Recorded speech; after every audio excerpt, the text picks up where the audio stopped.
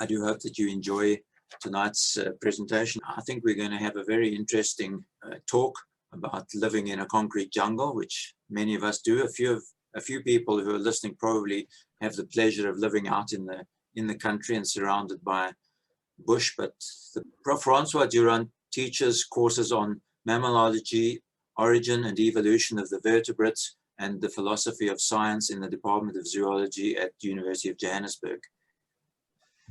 He is a vertebrate paleontologist by training and is interested in early dinosaurs and the origins of mammals and dabbles in human evolution. He also specializes in cave and groundwater ecology and studies the impact of mine water effluent on aquatic systems. Sounds like a very busy man. Anyway, he endeavors to make science accessible to all people and especially the youth.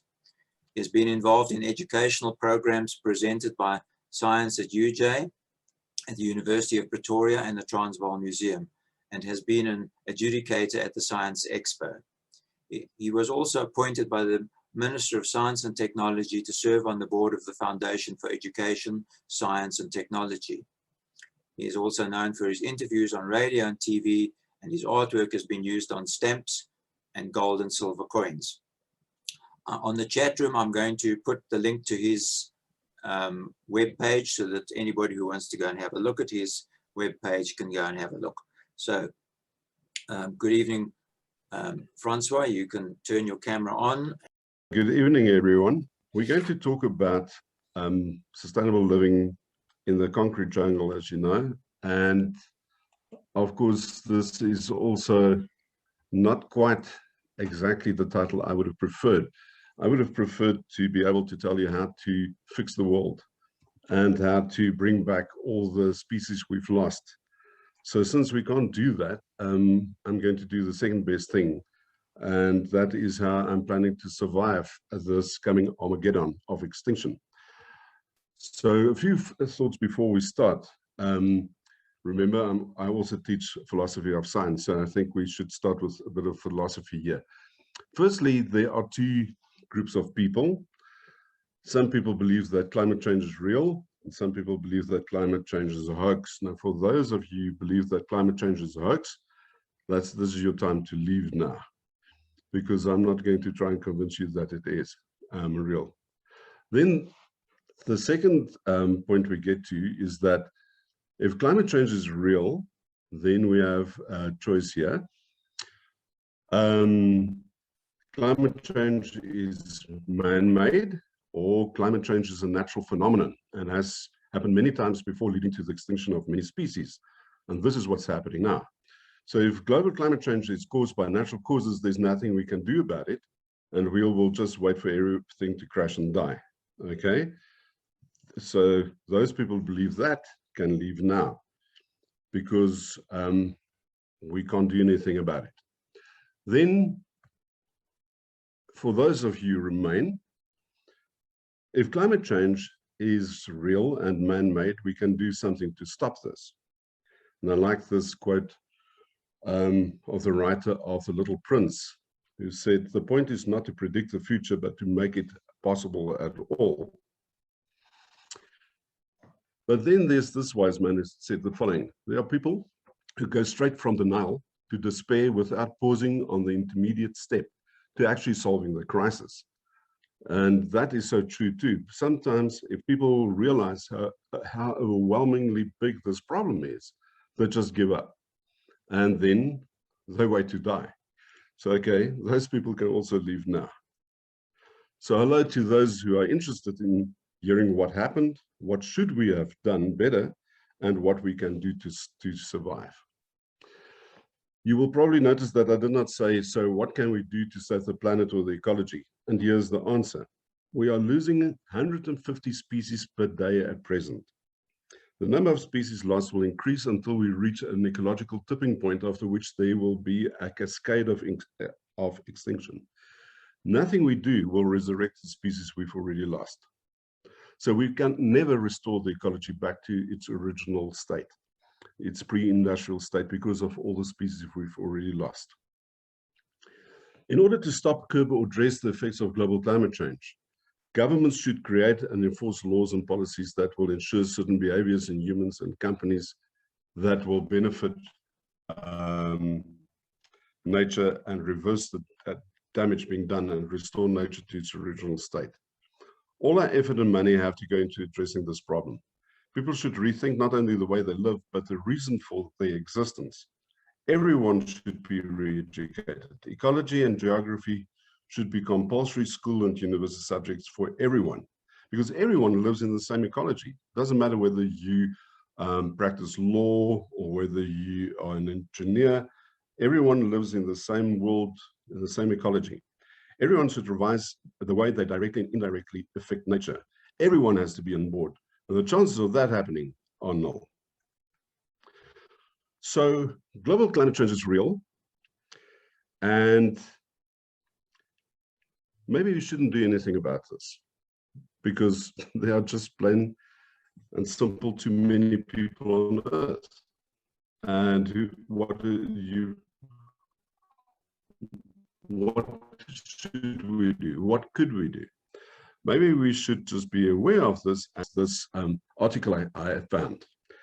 A man who wanted to commit suicide was saved by police. And what he did was to sue the police for saving him. Maybe this is how the world, this is maybe the reason why the world is responding the way it does to scientists who've been warning people for the past 40 years of global climate change. People, by and large, did not listen, especially policymakers, especially governments, political parties, industrialists, did not listen to the scientists warning them about this. So nothing, you know, if you try to force people to do certain things, they will just blame you for everything and not listen to you. So maybe you should just leave that guy who wants to commit suicide. So why is there a problem? This is what should have happened. This is the number of humans on Earth. That green line is where we should have been today. There should have been less than 1 billion people on Earth, and it would have been semi-sustainable. Even at those low numbers, we would have had an impact on nature. So don't worry about that. And I'll show you what happened in prehistory as well, when there were far fewer people on Earth than today. But that happened, and there's a reason for this happening. And there were two things that happened in history that caused this. Firstly, the discovery of the Americas by Columbus. And secondly, scientists got involved in food production, and that caused this upward curve. Even the Second World War, which happened there with the yellow line, the yellow arrow points, did not even make a dent in this upward curve of human numbers. And during that war, if I remember correctly, about 50 million people died. And it didn't even make a dent, because why? Humans are very interesting creatures. We were supposed to be eaten. Our big ecological role is to be eaten by the big cats. But we quickly killed the big cats, and we started becoming predators ourselves. In prehistory, that's not the focus of this talk, so I won't embroider on that too much. But we have this inbuilt capacity of replenishing our numbers due to the fact that we are programmed to reproduce when we are being eaten by or killed by something. So for almost 2 million years, we were hunter-gatherers. Now that sounds very innocuous and innocent and good and very green, in fact. But even with that very, very limited technology, exterminate many animals from places like Eurasia, for instance, where we exterminated the mammoths, the woolly rhinos, the direwolves, the cave bears. Big animals and fierce animals were just exterminated by humans over the past 40,000 years. The same thing happened when humans arrived in Australia, for instance. They immediately started exterminating those animals. Those silhouettes are of animals that were just killed by the Aborigines, mostly through hunting and just eating them. The same thing happened when humans arrived about 27,000 years ago in the Americas. Those animals are all extinct now, being hunted to extinction by humans. This is what we do. We do this exceptionally well. This is just to show you what successful hunters we are. This is a hut they discovered in Siberia that was built with mammoth bones, and you can see they were quite selective. They are these are lower jaws that are stacked like chevrons. So there were so many hundreds of these mammoths lying around that they could actually do this, use their bones like bricks, because there was very little else they could use as building material. This is how successful we are as hunters. But then, you won't believe this, everything just got worse. Humans started to domesticate animals. First, we domesticated dogs to help us to hunt even more effectively.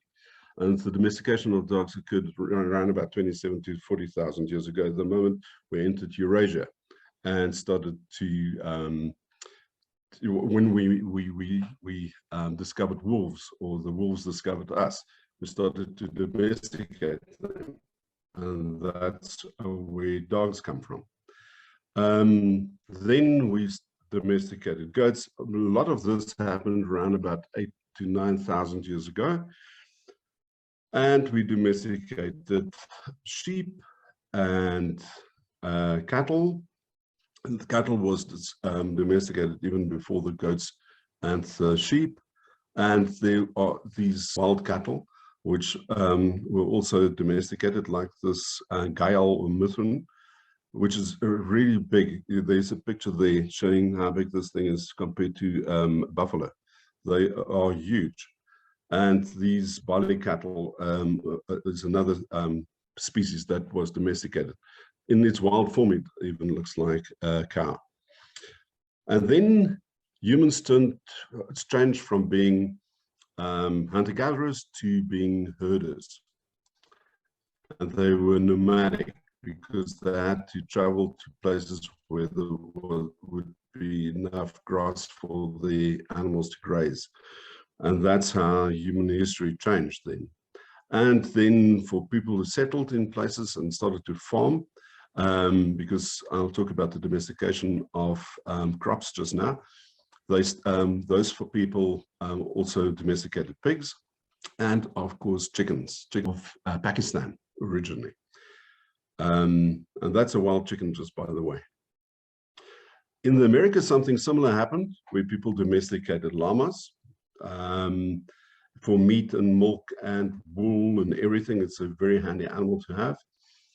And also guinea pigs. Did you know? The guinea pigs were bred for eating, and it makes a little meal there on the plate. And it's very funny. If you go on the internet and look this up, you'll see that lots of Americans find this funny. When they visit South America, they go to restaurants, order guinea pig, and take pictures of it and put it on Facebook. And then, of course, you know, the Muscovy duck and the turkey. These animals are also domesticated. But then something even worse happened. We then adopted the most ecologically destructive of all human activities, and it's not mining, it is growing crops. And that happened about 12,000 years ago. There are about 200,000 available plant species, but only 200 of those could be domesticated.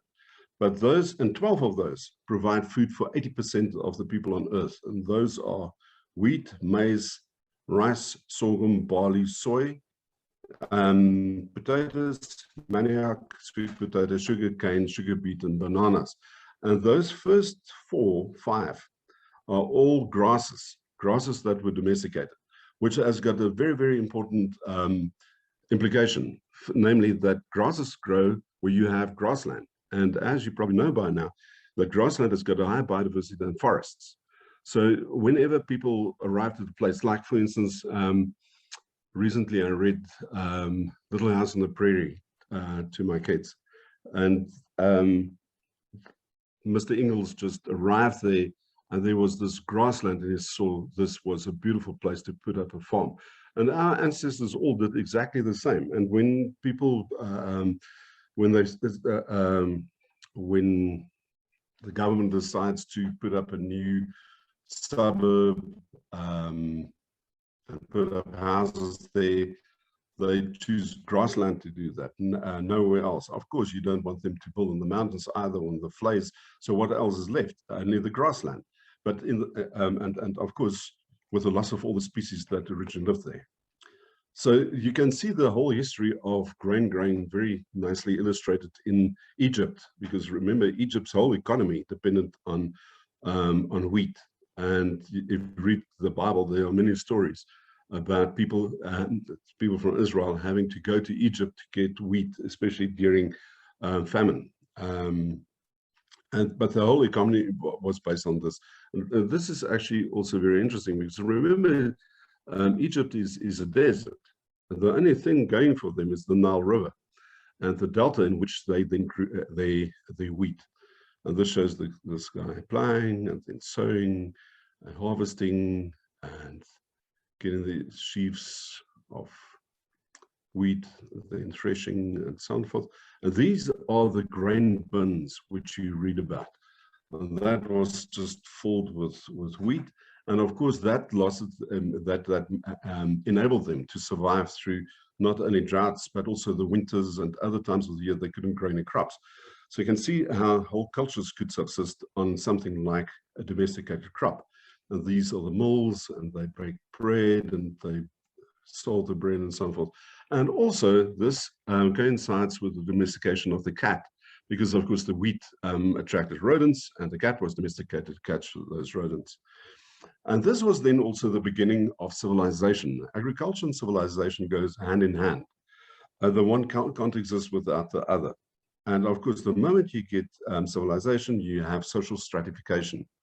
You don't get social stratification in hunter-gatherer societies, but the moment you have a city, you have officials, you've got a king, you've got soldiers protecting the grain bins, you have, and then right at the bottom, you've got your farmers and the slaves, of course. But without which those two layers keep the whole pyramid in place.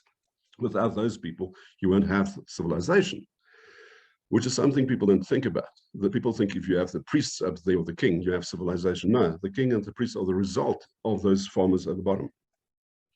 And the same thing happened, of course, in Mesoamerica with the Aztecs and the Incas, having the same social stratification, development, everything based on their ability to grow food. So when the Spanish arrived in Mesoamerica, they were amazed to see how these people had hydroponics. These people invented hydroponics. They built islands, floating islands, well, not floating so much, yeah, actually floating. They were just anchored by these trees in the corners. But in fact, this was suspended on top of the water with reed mats they made, and which they've filled up with guano and soil, and they grew their crops in that. And of course, then herbivores couldn't reach the crops, so they didn't need to put up fences or anything around this, and the crops would be irrigated continuously because of the water underneath. And this is what it looked like in cross-section. This is so advanced. This is so absolutely amazingly clever. And this is the foods they generated, maize, and there are many, many varieties, and even, I wouldn't call it species, but varieties of maize, of which only a few made it to the West. Then the corner at the bottom, you can see the original grass. It's hyacinth grass. Also, they have many varieties of potato, only a few of which became popular in the West. But this is what it originally looked like, and also tomatoes and also pumpkins, did you know? All squashes and pumpkins come from America. So these are the foods we got from America 500 years ago, which were introduced to Europe, without which Europeans probably would not have survived or have grown to such numbers. Can you imagine removing potatoes from the menu of Europe? And of course, maize and tomatoes, pumpkins, squashes, sweet potato, cassava, peppers, avocados, green beans, papaya, pineapple, blueberries, cranberries, gooseberries, strawberries, peanuts, pecans, walnuts, cashews, brazil nuts, chestnuts, sunflowers, chocolate and vanilla. All of those came from the Americas. Can you imagine what the vegetable shop would look like without those items? You can see that we rely a great deal on the existence of those foods on our menu. Can you imagine Africa without maize? And then these foods were taken to Europe, and they had these hothouses and agricultural gardens, botanical gardens, where they produced new cultivars that were adapted for the conditions in Europe. And that is a scientific, that's where the scientists got involved. And that is why so many people exist on the planet, thanks to the scientists doing what they do best, all being very innocent. Let's see what will happen if we split the atom. Is it, let's have a look, let's have a look. And then technologists come and apply this new knowledge in the same year. And this caused this unstoppable increase of the human population. And this is the most serious ecological crisis this planet has ever seen. We are, the human population is growing exponentially, as you know. So our greatest triumph over nature will maybe prove to be our greatest folly. So I once gave a talk. The Curse of Prometheus is the name of the talk, about how humans refuse to take responsibility for the actions and even then create gods to blame for the excesses. The devil made me do type of thing. And then there was a journalist in the audience, and he did an interview with me, and then the article was published, the interview was published in the Bild. And then the journalist asked me to give a picture, to supply him with a picture to show him what I mean with sustainable living. And I gave him this picture of my herb garden. So he said, no, he wants some action. So I thought, okay, I'll give him a picture of my wife. There's my wife, busy weaving. That's a nice action picture, I believe. There she's actually doing, still weaving. He said, no, he wants something better and more actiony. So I gave him that picture of me making a knife. So a week or so later, I got an invitation by this man to talk about our imminent demise, global climate change, and how everything will be destroyed and so forth. So I thought, okay, this is great. But the only problem is this program is broadcast live. So there's no editing or anything. You sit there and you just appear on TV. And the first question he asked me is, vertel my, hoe gaan ons die apocalypse hanteer deur om messe te maak? Something to that effect. And that was not the point of the article. The article was to promote self-sufficiency. Okay. So my counter question was that, how much petrol do you think it takes to put a potato on your plate? You see, I teach philosophy of science. I know what questions to ask. And that's the Socratic method. You ask a question when somebody asks you a question. So firstly, there's the farmer with his tractor plowing the field. That takes a lot of petrol, okay? But then he has to drive the laborers back and forth from where they live to the farm. That takes some petrol too. Then they plant the potatoes. And then there's a lot of backwards and forwards driving of workers to get the weeds out of the lands and so forth. Then eventually they do that, and then they do this, and then they come back, and then lastly they harvest the potatoes, they put it in bags, and it's transported to the market with also burning petrol all the way there, and then you have to take the workers back again to where they live. This truck loads the potatoes, and that's taken to the store, and then your wife goes to buy potatoes. She drives a car there, and there's your potato. That took a lot of petrol to produce that potato. But wait. There's more to this story.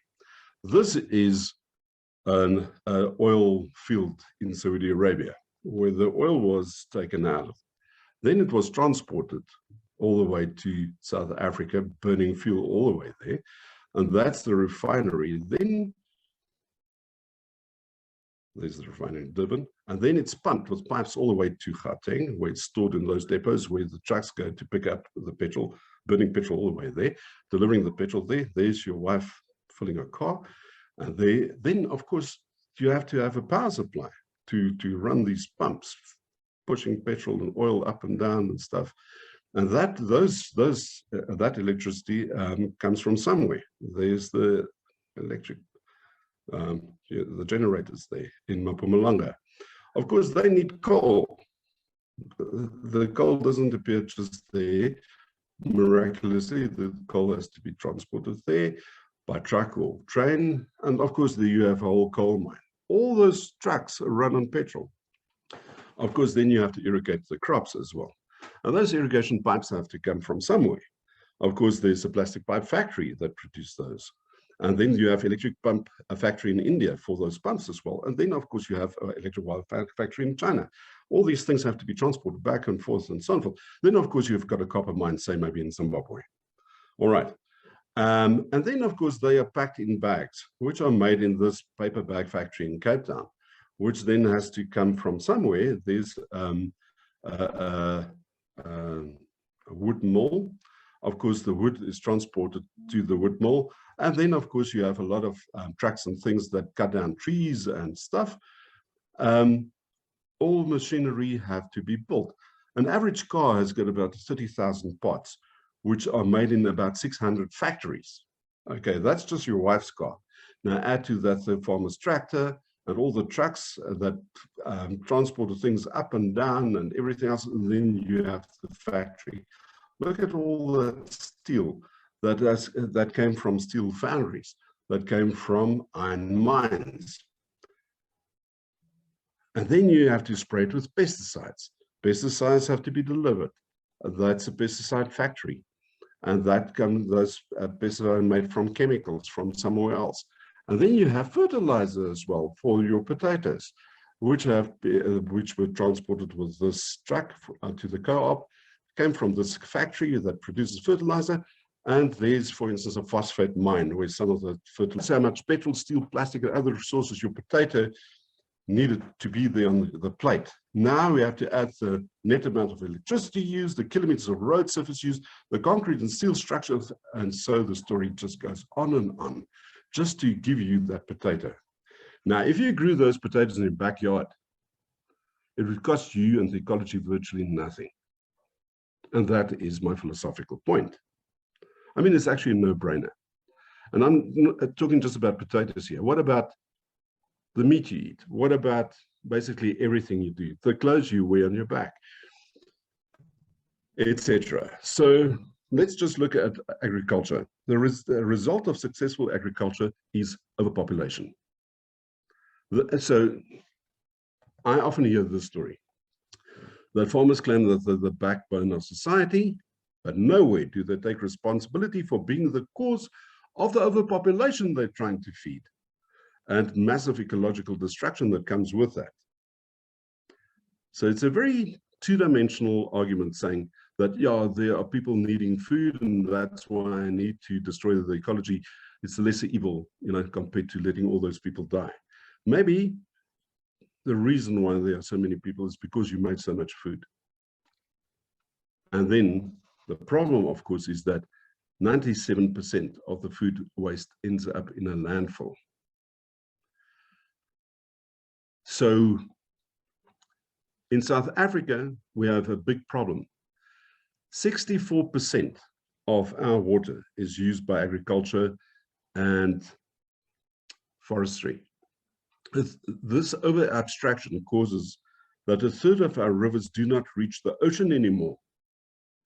And farmers rely now progressively more on groundwater because of global climate change, which they interpret as being a drought that will go away. And this caused many peatlands to catch fire. Some of those peatlands are 8,000 years old, For 8,000 years, that peatland was underwater, submerged underwater.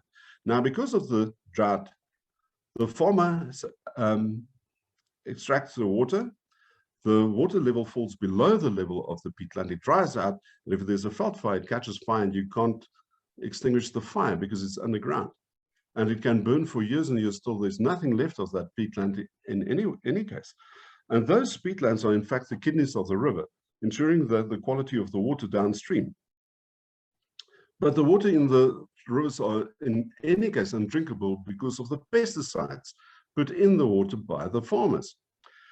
Presently, 99% of our estuaries and 88% of our wetlands are threatened, mostly by farming. This is what we transform the world into, to provide food for all those billions of people. And they are the billions of people being indoctrinated, being forced to sit in rows so that they can work like this. So that, and we have exactly the same approach to our food. Everything goes in little hooks where they then get processed by the people to make more food so that they can eat, so that they can work. You can see this is like a circular economy. And so that they can turn into masses of people doing the same thing at the same time, so that they can drive to work and sit in little hawks, in whether it's at work or at home. This is how we enjoy ourselves. This is how we sit and wait to die, to go into little rows like that. Sometimes I ask students, do you know the name of your great-grandfather? And often they say, yes, I can. So I said, that's interesting. You know, you've got 4 great-grandfathers, okay?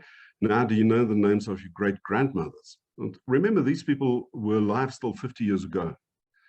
And their own families can't even remember their... So how would you know what they contributed to society? Why did they even exist? Now, the question is, why do you exist? What's your plan? How would you go, what's your plan to make life a better place to be, the earth a better place to be? How are you contributing to society? This is the waste we create while we're doing nothing except destroying the planet. This is a landfill. This is the real cost of that potato. So once I did an interview on the radio, and the interviewer asked me, stem jy saam met Greta Thunberg? Which is a silly question. The question should rather be, does Greta Thunberg agree with me? Because she's just a kid. Of course, she agrees with me because she read a lot. But I just want to point out that people have been saying these things that I'm saying 150 years ago already. So do I agree with them? Of course I do. So this guy, Marsh, said the following: the earth is fast becoming an unfit home for its noblest inhabitant, and another era of equal human crime and human improvidence, and of like duration with that through which traces of that crime and that improvidence extend, would reduce it to such a condition of impoverished productiveness, of shattered surface, of climatic excess, as to threaten the deprivation, barbarism, and even the extinction of the species. And that was said in 1864. The same with this concept of the Anthropozoic era. This was coined in 1873 already. Nearly all actively publishing climate scientists support the consensus of anthropogenic climate change, and the remaining 2% of contrarian studies either cannot be replicated or contain errors. A 2019 study found scientific consensus to be at 100% of scientists agreeing with climate change caused through human action. So this is just to recap. I'm sure all of you know this, that with global climate change, you get rising temperature, changing seasons, melting of polar ice caps, changing sea currents, changing rainfall patterns, droughts, floods, storms, habitat loss, biodiversity loss, and famine. And of course, eventually extinction. And what you see is that these climate anomalies continue to get more severe as time progresses. And this includes a whole range of different climatic conditions, from droughts to flash floods to lots of wildfires and so on and forth. This is just a few pictures to illustrate my point. I'm not going to go through in detail through these. We're talking about continent-wide storms. Look at the storms striking Australia.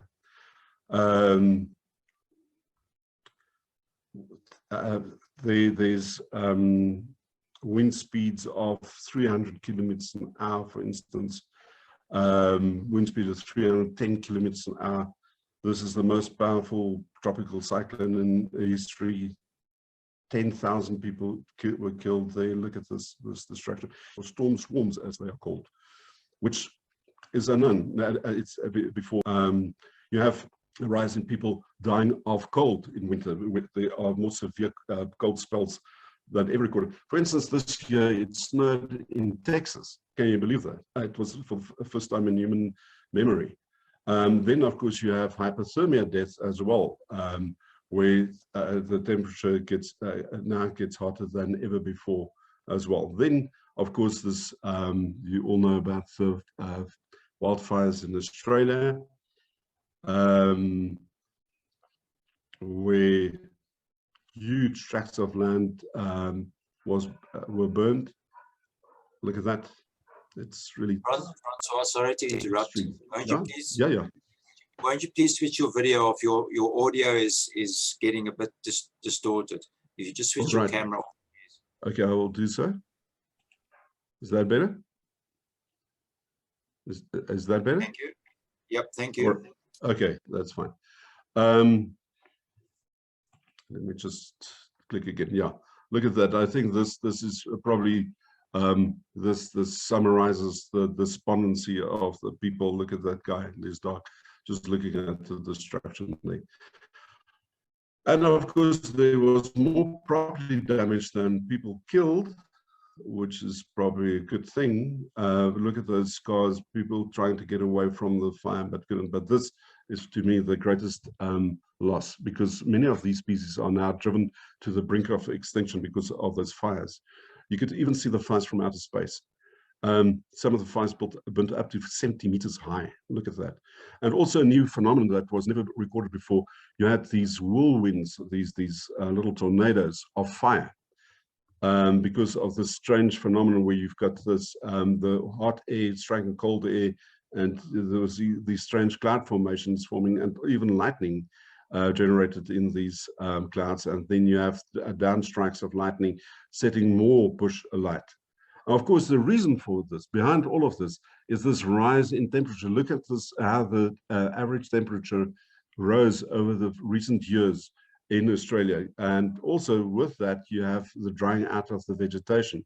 And this look at this pattern here. See in the south eastern corner of Australia how hot and dry that became, and that's exactly where those fires started. Of course, everybody had this information long before it happened, but this is what the Prime Minister Scott Morrison did. He walked around in Parliament with a lump of coal saying, crying, "This is cold, don't be afraid." Look at the faces of the people, though. I wonder whether they're still smiling about, what happened there. So battered by extended droughts, damaging floods, and more bushfires, Australian voters have been expected to hand a mandate to the Labour Party to pursue this ambitious targets of renewable energy and carbon emission cuts. Instead, they rejected the opposition's plan for climate action, re-electing Morrison, who scrapped a national energy plan that was focused on reducing carbon emissions, and dumped in Prime Minister Turnbull because he was viewed as anti-coal. So this is all a political thing, but remember also that Australia is one of the biggest coal exporters in the world, and they export coal mainly to China. Now look at this person, Kelly. He was a former furniture salesman, and he says, and he's on record saying, well, firstly, there's no link. The facts that caused the fires are the drought and the drying of the environment. And on this, our climate scientists down here have been very clear, and they have said that there's no link between drought and climate change. Bushfires have nothing to do with climate change, or beware of climate alarmists. Everything they tell you is a lie. He blamed green madness and climate alarmists, a term used by President Trump in Switzerland, for exaggerating the role of climate change. And then Kelly also said that the Pacific island of Tuvalu was growing, not sinking, as evidence in favor of his climate skepticism.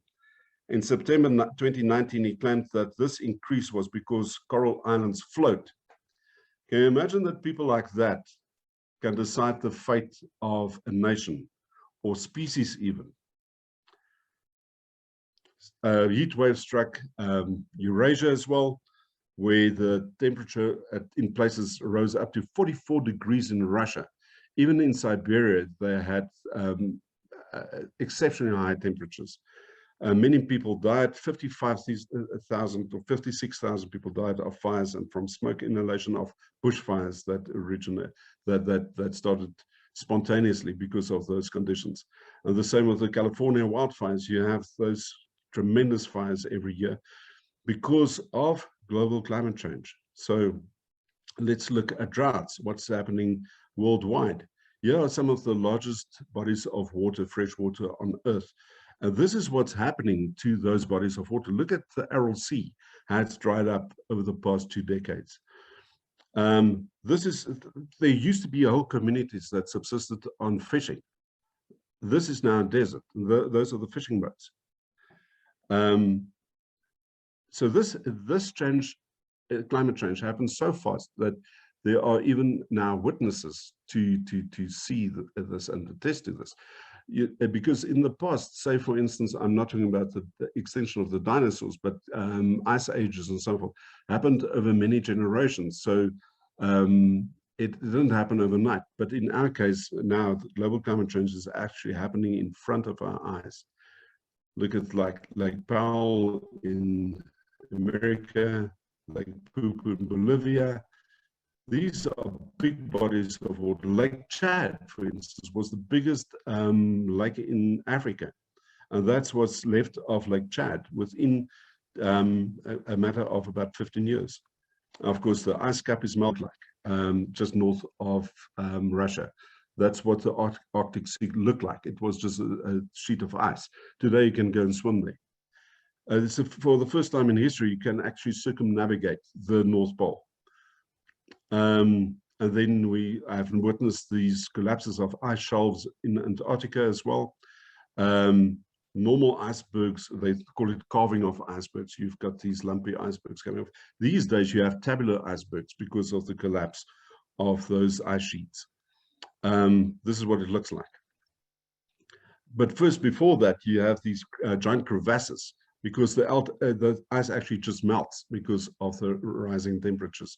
And you have melt ponds where the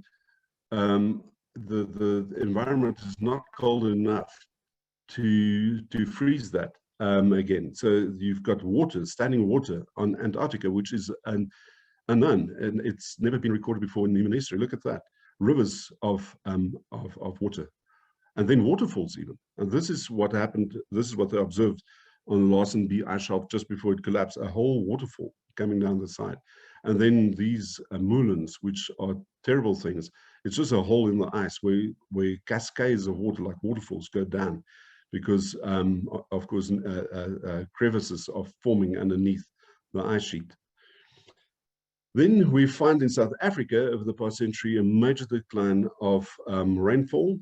And ironically, overseas, they are still protesting against the rise of temperature, the rise in temperature because of industrial emissions and so forth. They try to keep the temperature down below 2 degrees. In South Africa, we've already gone over 2 degrees, and they think that in the middle of the century we will reach up to 6 degrees above pre-industrial levels in South Africa, which would have tremendous ecological implications. Now, a bit of another aspect that we have to also understand is that we are surrounded by people that are really hungry and that come to South Africa because people believe they will get jobs here and food, of course. These people are not invading South Africa to overthrow South Africa. They come here to be able to get food to eat. And this is what's happening with the South African population. So, unfortunately, the number of commercial farmers is shrinking year by year. There are only 33,000 commercial farmers left at this stage, and it's our food security is actually highly threatened, greatly threatened by this. So overseas, a commercial farmer provides food for approximately 26 people. An average South African commercial farmer provides food for 1,500 people. So every farm murder means that 1,500 people haven't got food, which is really a crisis we're facing.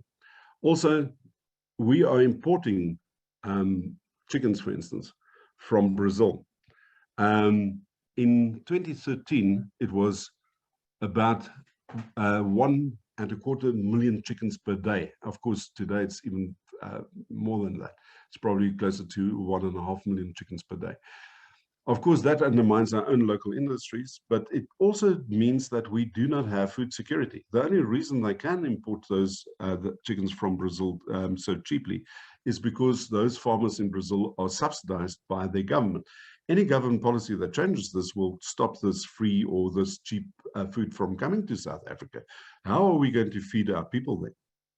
This is what's happening on commercial farms where they use fertilizer. The soil becomes brackish because we do not have enough water to flush the system, and the salts build up in the soil and eventually salinates the soil, and it turns into desert. And this is, of course, what you get in the rest of the country with subsistence farmers just chopping down forests. This is Ismail looking at here. And of course, soil erosion at a scale that's unbelievable. So this is not boding well. South Africa is an extremely dry country. Of course, we had these tropical cyclones, which would confuse people, but in fact, we are a very dry country, and we have many people to feed. So we can't afford our water supply to be polluted by especially agrochemicals. And this is Reed Dam. We did research, and we discovered that the fish, this is now more than a decade ago already, but things are even worse now. It's not that things improved in the meantime. Reed Dam is very important because it supplies Pretoria with a quarter of its water. But the fish swimming around there have got gonads with both testicular tissue and ovarian tissue. And these fish are, of course, sterile. And that's the water we give to people to drink. Fortunately, 3/4 of the water comes from dolomite source that's very good quality. But across the country, we have this problem with water and water quality. So you have more and more uprisings because of service delivery, but more these days, you hear voices going up of people wanting water, not so much power only. This is, of course, the Tearwater Kloof Dam that dried out. Because of the drought, we have a similar situation in the Eastern Cape now. And of course, there was some rain in the Western Cape, so the dam is full again. So people are very happy about this, and they forget how bad it was when they did not have water. But there's no guarantee that the rain will continue to fall in the Western Cape. And my prediction is that in time, it will worsen, and they will run out of water again. So this is probably the scariest slide of the whole presentation. This is the condition of the rivers of South Africa. And you'll notice that most of the rivers are in a very bad state. As a matter of fact, so bad that there are doubts that it can be restored at all to its original condition. And the only places where you have rivers that are of a reasonably good quality are those rivers in the Karoo. And guess where they want to frack? Exactly there, where the rivers are still fine. So what are the results? What will happen in time with global climate change? There was a recent study that said that climate change was the main cause of the political unrest in the Middle East, because it went through a severe and extended drought over years, and that of course caused a lot of social upheaval, and eventually you had these overthrows of governments and so forth. But the end result is that you have all these refugees, thousands and thousands of these. This is a refugee camp, and this is what happens with refugees trying to find a new place to live, just to be able to survive, just to be able to have food to eat. This is what happens to these are not Zimbabweans anymore. Eh? Coming to South Africa, these are people from the East going to Europe to find food for their kids. But while people are focusing on factors that cause discomfort to humans, they're not noticing something else that's happening right under their noses. There has been a massive decline over the past 30 years of insects. We've lost about 3/4 of our insects in Europe. And that is due to the use of pesticides. And of course, habitat fragmentation with mostly pesticides. Just by the way, a recent study, like 2 weeks ago, they announced that there was a 50% decline in fertility in males in the West, and it's ascribed to pesticides. Most people think that insects are only pests that needs to be exterminated. That's why we can buy insect poisons at any supermarket. You can send in your 4-year-old child to buy insect poison and of course rat poison in the shop and put it in the same basket with the bread and milk and everything else. There are no ethical declarations or forms or permits or anything. So you can use that imperviously. You can poison everything in your house with that, and people do. And then of course we, like many other third world countries, we've got permission from the United Nations to use DDT to combat malaria. Of course, with a lot of other pathologies around that. So our aim is to kill insects because we see that as our greatest threat. So we use billions of liters of poison annually, and not only in South Africa, but worldwide. But the fact is that all insects and many other animals and plants in the soil and water suffer when they come in contact with those poisons. So we actually sterilize the soil. We kill the earthworms in the soil and spiders and everything else that were not eating your crops.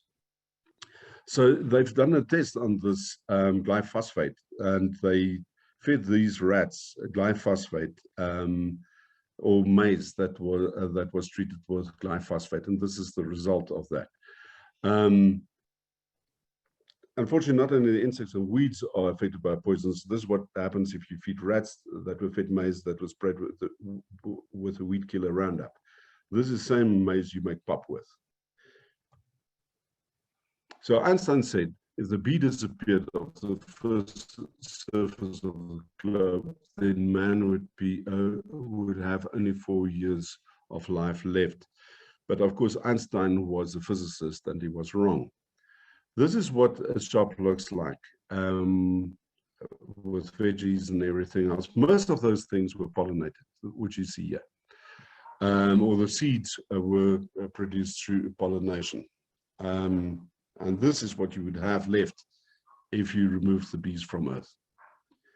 Wiping out the insect population would have a huge effect on the web of life. Animals that mainly eat insects, such as birds, lizards, and frogs, would die from the lack of food, and later on, the animals that eat those birds and frogs would also die of hunger. Almost half of mammal species are insect eaters. Did you know that? With all the shrews and the bats. And the bats and the shrews make up the two most speciose groups of mammals. Humans will starve to death if insects disappear, because about 80% of all plants are angiosperms, or flowering plants that require pollination from either bees, butterflies, or other pollinating insects. Sometimes the wind and animals are able to assist with pollination, but the majority is done by insects. Without these pollinators, most plant life on land will disappear. The bulk of our food comes from flowering plants, except now for things like maize and wheat, of course, because those are wind pollinated, but the rest of the food, you won't be able to survive. And we will greatly suffer if those foods are not available anymore. These foods also make up the diets of the animals that we eat, including chickens, cows, pigs, and most freshwater fish. Most of our food depends on the existence of insects. If insects disappear, most land animals would disappear because they are directly or indirectly dependent on insects. But it gets worse. Have you ever thought it would be a good thing if dead trees, animal carcasses, and human bodies did not decay as fast as they do now? Well, that is exactly what would happen without insects.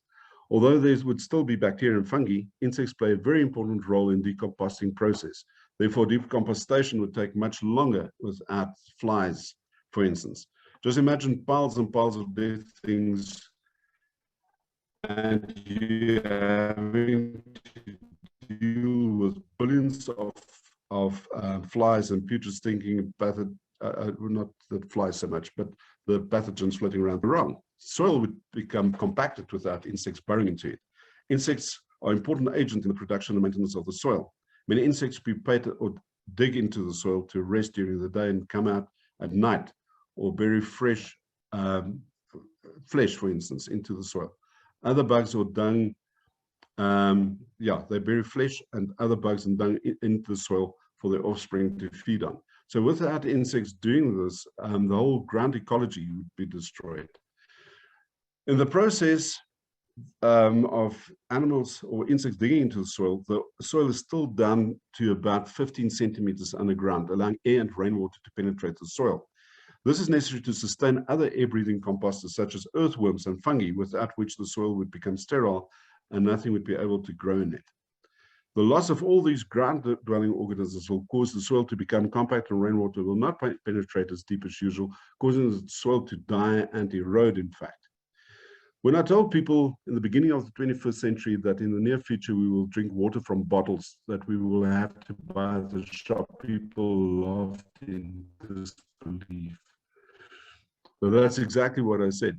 And I'm standing here in front of the same decision now. Should I tell people that we're going to die in 10 years if we don't do anything about it? So if we do not stop this rapid decline of nature within the next 10 years, the atmosphere, hydrosphere, and biosphere will collapse faster than we could even think. This is what happens in an African country with lots of mineral reserves if there's no food security. And this is what we are facing.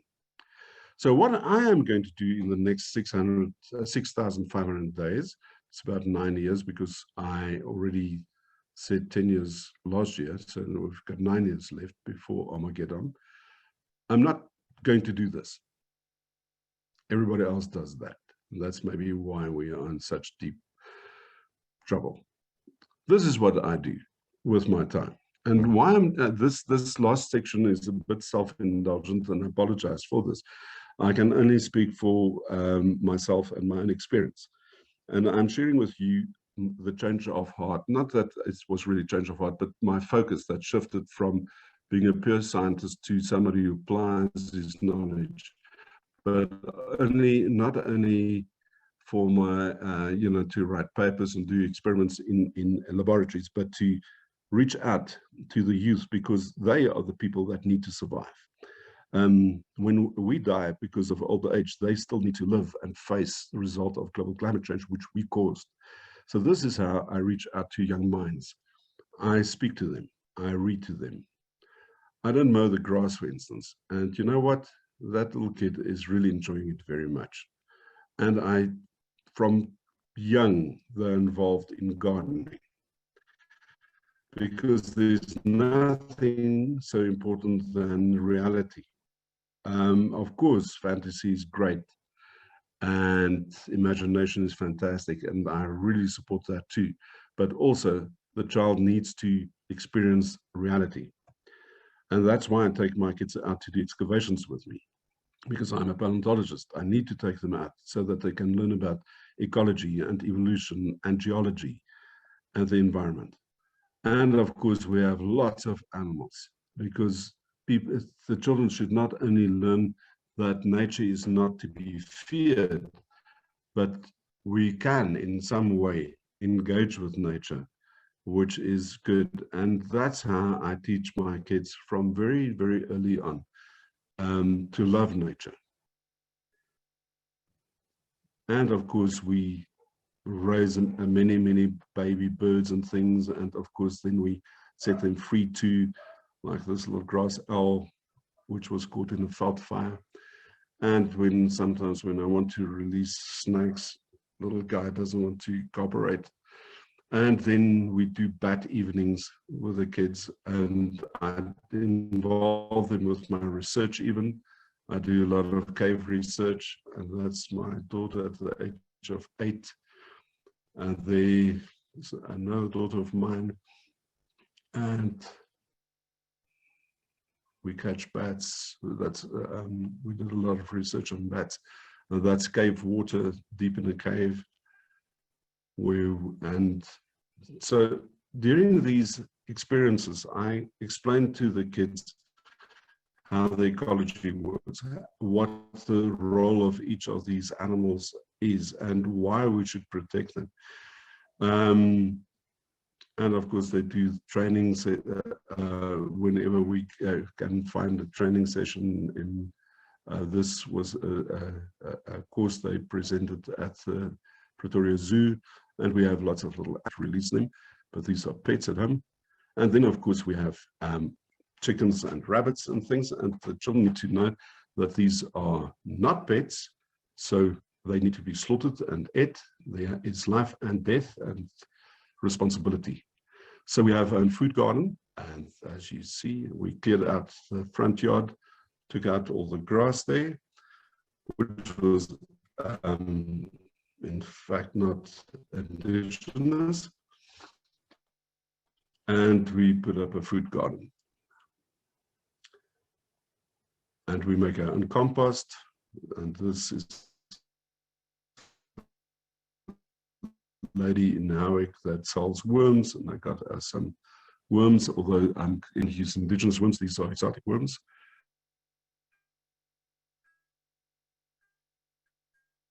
Don't release them. I just use the worm tea in my drip irrigation app as well. And also then I started with a new concept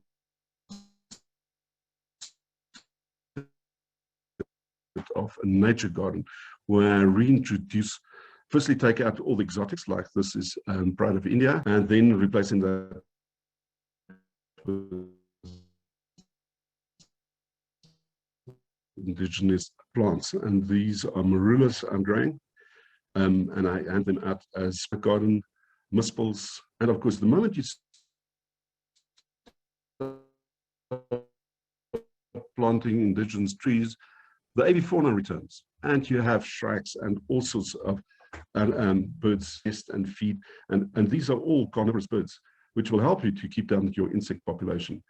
In fact, we have 32 bees, are all some of the birds. These are all birds that are in our garden. And then shrews return, and of course the skinks and geckos and praying mantises and wasps, and this is a wasp-bearing caterpillar, because they are ferocious predators, and that will, so that you never need to use poisons ever in your garden. Spiders, this rain spider, wolf spider in our garden. And so what I'm proposing is that you have, instead of just grass, you have your vegetable garden right next to indigenous vegetation, which serves as a home for all these indigenous species, predatory species, that will help you to keep your insect population down. And then you put food on the table, which you know is without any pesticides, because why would you give a rock to your kid if he asks for a loaf of bread? And of course, we also decided to experiment with alternative energy. This is our sun stove, and the geyser broke, and I decided, well, that's it. I'm not going to put up a new geyser, and I put black pipes on the roof. The black pipes cost me about 350 rands. A new geyser is about 2,000 rands. And you know what? Now we've got hot water for free. Why wouldn't you do that? Of course, you can't shower in the middle of the night in winter, except if you love cold water, but in daytime, the water is lovely. And then you can teach your kids from a very young age that why do you need to listen to society and society's rules? Maybe you can have a bath outside or on a hose pipe. And why do you need this electric if it's so much more fun to play with the box? So everybody enjoys using the imagination, but you have to start with your kids from a very young age. It's no good to spoil your kids with all these these board toys and computer games. They need to be enthused from a very young age that they and encouraged to use their imaginations. So this is what the toys look like my kids play with. Of course, sometimes there's a dinosaur and an ox wagon in the background, but that's not the point. You can see how they enjoy just swinging from the rope. I built that from scrap material for the kids, and then I made them these toys. Look at the little my daughter there enjoying herself with her ark. And then why do you need to buy a doll if you can make your child scarecrow for her birthday? So that's what she got for her birthday that year. And then there's so much resources and things where you can take kids to without having to take them to the movies or rent a clown for their birthday.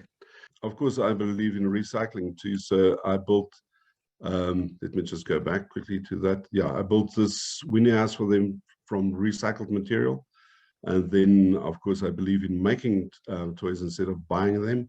Look how much the kids enjoy this interaction. So what I'm trying to convey here is not, it's not about saving money. It's about involving kids and showing them an alternative lifestyle of how to create, not to consume, which is something completely different.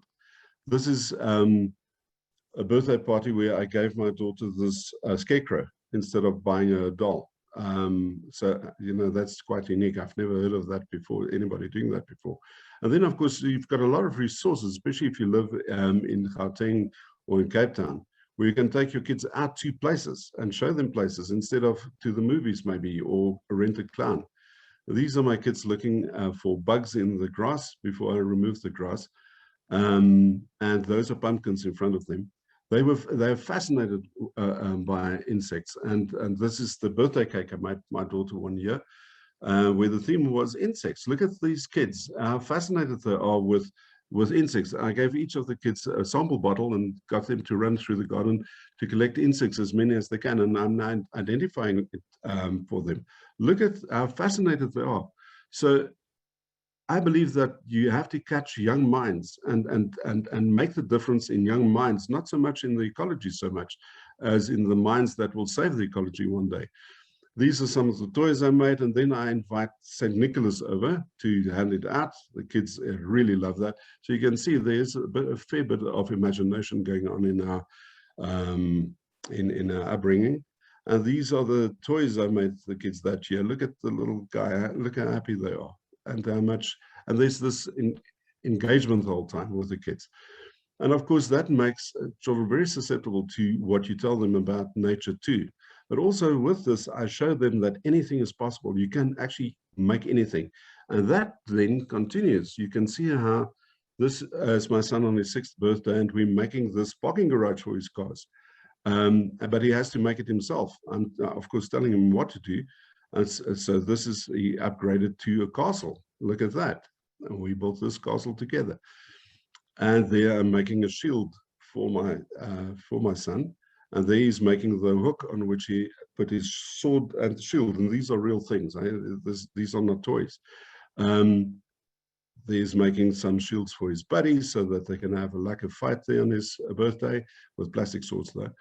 And there's my daughter making a knife. So I don't discriminate against genders either.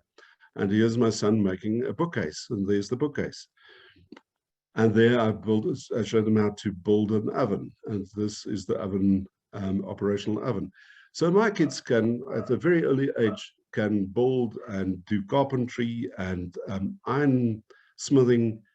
And yes, my mom and my daughter, my mom is an artist. So, and this is her 80th birthday, which is celebrated with an exhibit of her works. And there I am designing these stamps. Of course, this is my, you can see my studio. I think that everything begins with the will to do something rather than the equipment to do it. And there I'm sitting at the table designing these coins for the mint. I love these. It was a great honor to do this. And these are the silver coins that came out the year after. And then sometimes you build dragons for the kid and sometimes big ones as well. That's where the dinosaur in the garden came from. And with this, I show kids that anything is possible. You just need to put your mind to it. And at the same time, I engage them in these activities. I train them how to do these things and skills. And it's all part of a big, well, a game. You can call it a game, but it's very enjoyable. And with this, I also enable them to survive whatever is coming. We make our own music. We do something like this, archery, and sometimes we throw things around. And sometimes I think, you know, especially with this new world in which we live, where we have the technology at our fingertips, there's a dissociation that occurs between us and reality. We sit in front of screens the whole time. Maybe you should go out and make real friends by first becoming a real friend yourself. Those aren't friends over there. Those are little electrons running around on your screen. Go out and make a real friend. Give somebody a real hug. This is what we do every year. We celebrate solstice twice a year. It's better than Christmas. It comes twice a year. And then we invite all our friends over for a big meal around a big fire. And with that, I find that we find our roots again because we celebrate nature and life. So sometimes people ask me, so do you propose that we become cave dwellers again? The answer is no. We need to go back just about 2,000 years back. The classical Greeks were light years ahead of us culturally, and they lived far more sustainably than we do. Maybe we should ask ourselves how they managed to do this, because they laid the foundation for Western civilization and science and philosophy. So maybe we should go back only to that time and not to the cave. And I want to end with one last thought. These are two people that really inspired me. Both of them came out of the Second World War with just the clothes they wore, but they became world famous because of the skills they had. And I believe in that saying, chance favors the prepared mind. Maybe we should, the biggest thing we can do now, the most important thing we can do now is to change the way we think about things. And then we might get the answer. Maybe not to save the world, but ourselves maybe, or make our existence more worthwhile. Thank you very much. Francois, thank you very much. I'm glad we survived the technical hitch there. I think everybody's sort of a little bit stunned at the moment after we all got to catch our breath after that presentation. But I do have some questions for you. But right. Let me start off by saying it was some of the facts and figures were mind-boggling. But I'm glad that you ended on an optimistic note. I've got a couple of questions, so let me just have a look here. Okay. All right, Ian Preston. Was the disappearance of large parts of the RLC not due to the USSR diverting water from the rivers that flow into it to grow cotton and other agricultural products? That's possible. I'm not sure, but that is possible. The same with Lake Chad. Apparently, there was also something there where the nearby town needed water as well and started pumping more water than usual. But the end result of all of this is it's academic. the reason for all of this is that there is simply too many people on Earth using too few resources, and that's why our resources are disappearing. Okay, from Jackie Badenhorst, the rewilding group in Europe is doing work to get the ecosystems back in place. Is it too late here, or are we actually in a better position to start such work now before we get to the position that they are? I think that in South Africa, we've got our own problems. You know, if we could actually just ensure reliable electricity, it would already be a good thing. But you know, we sit with major problems in South Africa. One of the most important ones is that everyone needs water to survive, and we are running fast out of resources. So before we can even start to think about restoring ecosystems, people will first look after themselves. Unfortunately, I would have loved it if we actually paid more attention to the ecology, personally, but I don't think it will happen. All of this depends on the political will. I've been working now for 20 years on acid mine drainage and the effluent from mines. And I can tell you, we are in, we've got a big problem in South Africa because nothing is going to happen. You just see people sitting around tables talking a lot. And then when money is allocated, it's probably misappropriated faster than it could be applied. So I think the same thing will happen with any money that goes to ecosystems. I doubt whether we will be able to save anything. I'm sorry, I'm very pessimistic about this. I need to see this first before I believe it. Well, talking about water from mines, being a birder, I go to Marivale and I see what happens with the mine water that floods that place every now and again, and the algae and the things that actually choke everything out, totally. No, it's horrible. And the thing is that, you know, we sit with a bunch of politicians in government posts and not people that can actually do the job. And that is one of our biggest problems, and that will not stop till yeah, well, okay, let's not talk politics. Okay, Ian Preston again, he's querying your maths. Is 10 years not equal? Is 10 years not equal to approximately 363,652 days? 10 times 365, rather than 65,000. Oh my goodness. No, actually, more seriously, I gave a talk on the radio about this a year ago, and there was one of these people that actually doubt that climate change is happening, a very strong Trump supporter as well. And he said to me, listen, you know, you don't know what you're talking about, water. And I said to him, no. You misunderstand me. I don't want you to change anything. I want you to do exactly what you're doing, because that's the only way we're going to get rid of 8 billion people. Which is really, I want you to exactly screw up the whole ecology by doing what you're doing, because otherwise I'm not going to be able to exterminate all these people. Okay. All right. A question which you may or may not be answer. Hamish Bremner, a guy called Gerard somebody wrote on the disappearance of whole cultures. Do you perhaps know the title or the author's surname? Yeah. No, I know it very well. It's actually a book I prescribe to my students. It's called Guns, Germs and Steel by Jared Diamond. And he also wrote a book called Collapse. Just by the way, he won the Pulitzer Prize for his book Guns, Germs and Steel. And it tells us about how the history of the world developed over time, from agricultural, you know, from hunter-gatherers to agriculture to basically taking over the world, how the Western civilizations managed to rule over the Americas and so forth. It's a brilliant book. I haven't actually read Collapse yet, but I will very, very soon. Okay, thank you for that. And the last thing is just a thank you. Christelle Christelle Toy, fascinating and very informative. Thank you very much, Francois. It was a super webinar.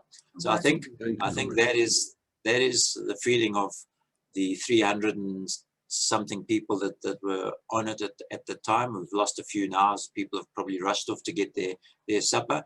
I just have one quick question. The picture you showed of the rats that had all the sort of the glyphosate, the cancer. Tumors, yes. But now, I mean, those rats surely were fed massive amounts of that. Oh yeah, and maximum doses as well. Yes. Yeah, that's all true. So it's not. I don't believe it's completely unbiased. But the thing is, they fed them only maize that was treated with glyphosate and nothing else, whereas most people eat a lot of other things, you know, so you get very low quantities of glyphosate at the end of the day. But remember, you live 80 years, whereas a rat lives only 2 years. So it's always difficult to use a rat as what can we call it? And there's a term for this, you know, like a substitute for humans. Unfortunately, you can't run an experiment over 60 years because you will be dead before you get the results. So you can't, you know, and this is the difficult thing with the acid mine drainage, because we get uranium and all the daughter elements of uranium, like radon and bismuth and I don't know what else, in the mine water.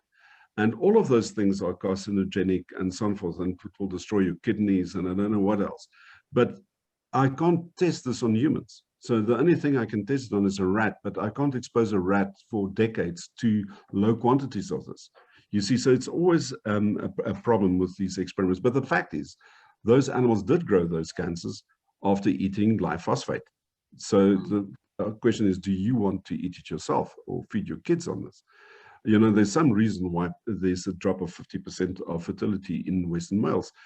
And it's the exposure of, you know, to pesticides, especially glyphosate, because it's used worldwide. Yeah. Okay.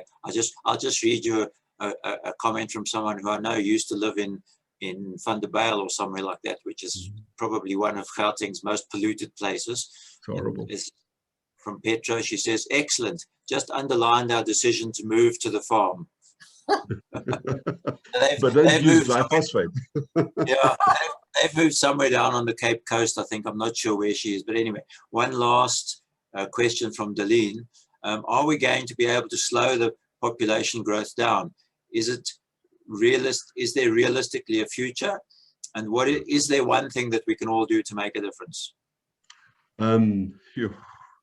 I wish I was a happy person. Yeah, I'm a realist. I'm not naive about these things, but I do believe that there's enough reason to go on and to continue to exist. But you will have to be able to think on your feet. That's why I'm teaching my kids all those skills, to raise their own crops, to produce their own food, to do all sorts of things and also apply their knowledge. But for humankind, I have very dire prospects. I don't think that humankind will survive the way we do. If we do survive, it will be, we will, within decades, we will have to convert to insect protein, for instance. We won't be able to afford farms anymore. Things will be created by farm factories, foods for people. You'll get patties and things you fry in a pan maybe, or just blitz in your microwave to eat. Everything will be processed. There will be, that I think will be the outcome in the near future for humankind. But what you shouldn't keep out of mind is, always remember at least, is the appearance of new viruses. A new virus can actually save the planet by killing off half the people or whatever. And that's a very, very good possibility, because we generate those viruses ourselves, especially in chicken farms. We've got up to, in China, there are chicken farms now with 1 million chickens on one farm. So if one chicken gets a disease, it spreads like wildfire through all those chickens, and they are often slaughtered before they die, but with those viruses inside them. I don't think that corona, for instance, was created by a lab or anything like that. I think it originated on a farm, personally. Just like, by the way, Spanish flu. It probably came from a pig farm in America, because you can see it in the DNA that it came through a pig. And also there was a duck involved somewhere as well. Okay. Somebody just popped up a thing just to remind us all to go and watch the movie Soylent Green again. I don't know if you remember. Yes, I love that. I think you enjoyed that movie. Francois, I did. Yeah.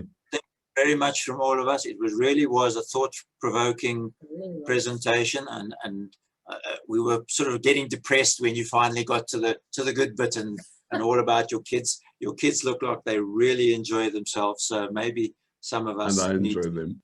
Thank you. Need to follow the same process.